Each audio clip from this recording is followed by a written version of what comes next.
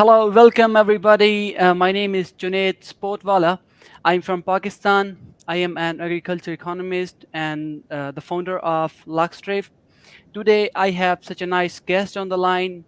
His name is Mr. Bowen, and he is from USA. He has done doctor in philosophy. First of all, Mr. Paul, thank you very much for your time. So, can you please introduce yourself? Yes, thank you for having me. I, I'm Paul Bowen. I live in USA, as you said, and I have a PhD in philosophy. I'm 79 years old. I'm married with two children. My children are all grown now, and but I understand a grandchild is on the way, and I have taught philosophy at Brown University, the University of Cincinnati, and I have also taught various things at the Schlling School for Gifted Children. Uh, Gifted in this case means that they are of high intelligence. I have a hobby to play music, and uh, I that's pretty much my whole life there. I So today our topic is the intersection of philosophy and everyday life. So first question I will ask is what initially drew up to the field of philosophy? well, that's a good question. I think the main thing was I was interested in the questions that philosophers try to answer, and uh, at first my interest in philosophy were in the areas of logic and epistemology. Epistemology is the theory of knowledge, how we get to know things, and I, I was interested in those questions. I was puzzled about those things, and I wanted to know more. Also, I think philosophers ask questions about ethics and political philosophy, and that has come to interest me more recently than Mhm. logic and epistemology. But those were my original interests. Also, philosophers can do other things. It's either it's a philosophy. Let's say you're interested in economics. Well, there's a philosophy of economics. So you can Mhm. do the philosophy of whatever. So this gives you a lot of latitude and interest, and that was something that impressed me at the time. Great, sir. Great to hear that. So, my next question is how has your philosophical background influenced your approach to daily life? Well, hmm, well, I think philosophy has given me a respect for rationality, and I try to be rational. Uh, Great. Great. I don't always succeed, but I try. And Uh-huh. philosophy also has ethics, is a branch of philosophy. The two basic Hmm. questions of ethics are what is the good life and what is morally right and wrong.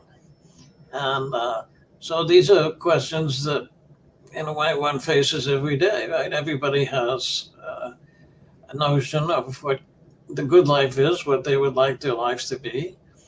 Hmm. And everyone has a kind of a morality. I mean, some people say there's really no such thing as a morality, but that's a philosophical stance too.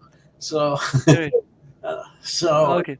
it's still you're still doing philosophy when you make a statement like that. You're making a Yeah, philosophical statement. I understand. So my next question is, as a husband, father, and teacher, how do you weave philosophical insights into these roles? Well, of course, when I taught philosophy, I guess the answer is obvious. but more generally, I think the spirit of your question is again, I would refer to ethics here. uh, as a husband, father, and teacher, I consider myself to have ethical obligations. And Mm-hmm. uh, what are they?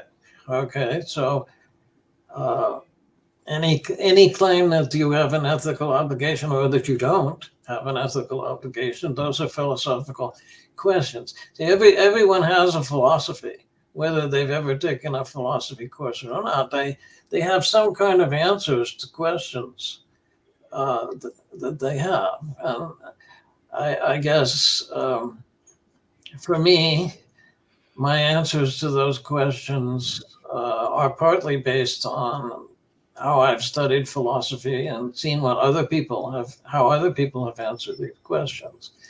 Mm-hmm. And, but everyone sort of has to have an answer, some sort of answer to these questions. Okay, okay, I got it.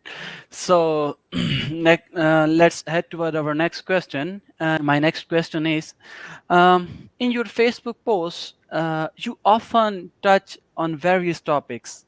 How do you draw connections between these seemingly disparate areas and your philosophical perspective? Well, I think the crux there is that philosophy uh, concerns what we call normative questions. That is, questions about right and wrong, good and bad, moral or immoral. What should you do? So let's say a political scientist might just study how people actually build societies. But Mm-hmm. a philosopher will ask, well, what's a good society? What makes a society better or worse? That's the normative question. So Yep. I think if you look at all these things that I'm talking about in my Facebook page, they all fit into a larger goal of asking this question: what would the good society be like? Yep. So all kinds of stuff is relevant to that. You, Yep. I government, understand. We are just a friend from last 2 to 3 days, but 3 to 4 days.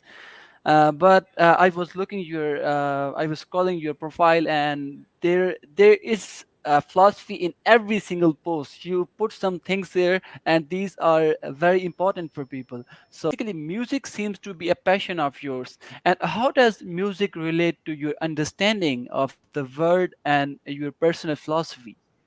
hmm.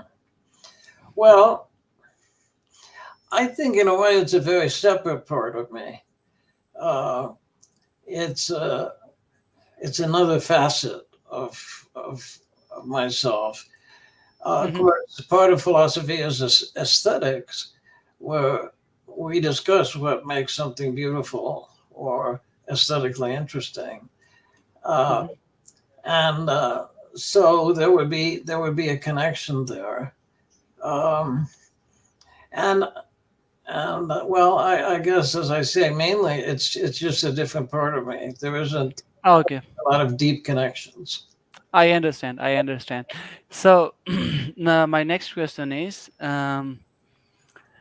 do you find that people are generally receptive to philosophical discussions, or do you face challenges in engaging others in these conversations? Yes, I do face challenges. I mean, Mhm. everybody, as I said, everybody has to have a philosophy, but sometimes my thinking gets to be very abstract. Uh, and then people lose interest in that. They don't want to be very abstract, they don't want to be very intellectual.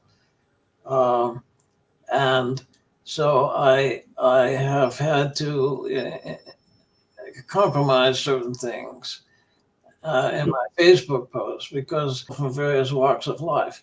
And Mhm. so um, I can't just assume that they've already read lots of philosophers and so on.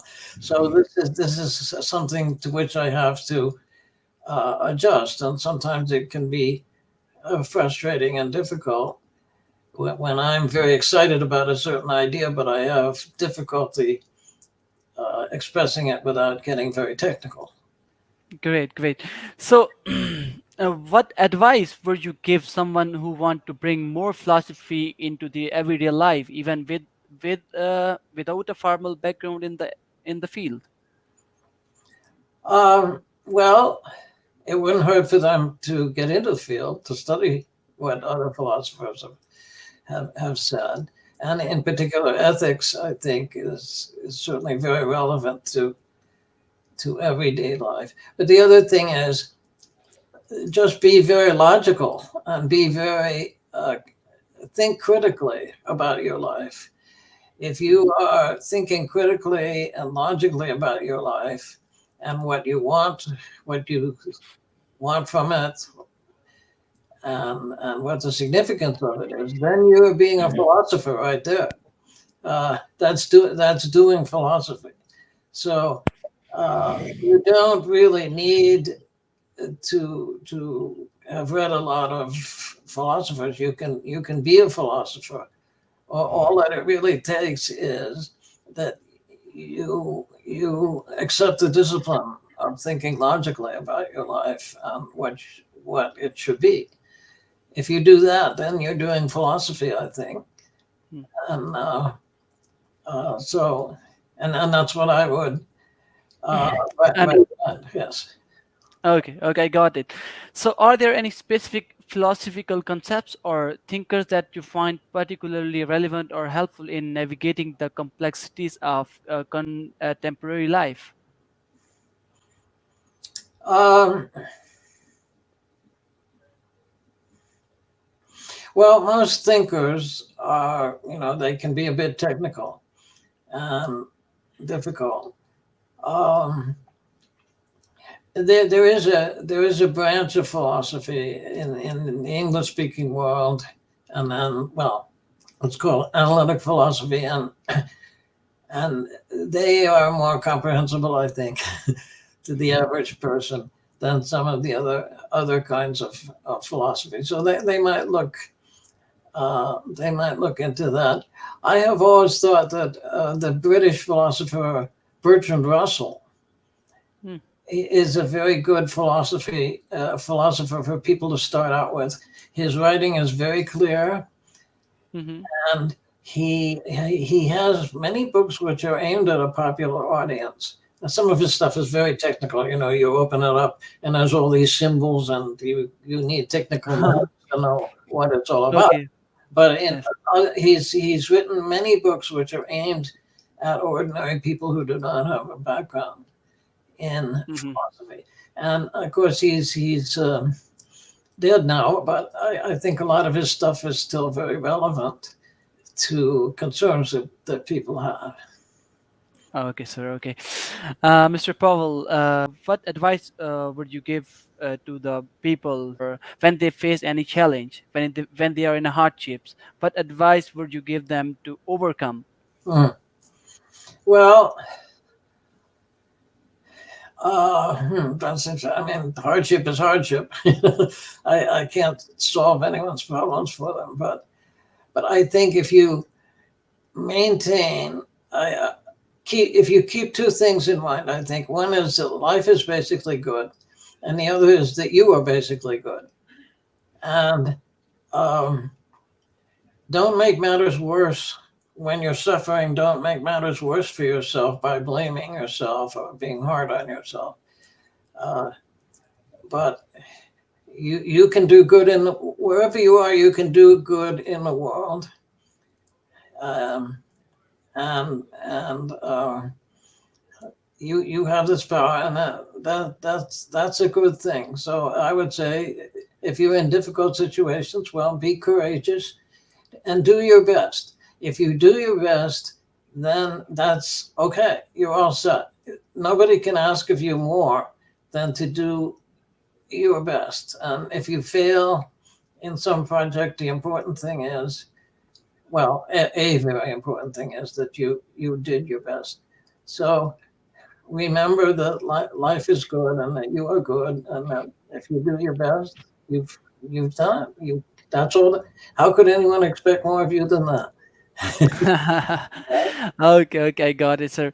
Thank you very much, Mr. Paul Bone, for in my podcast session, and yep, that's all. All right. Well, thank you for having me.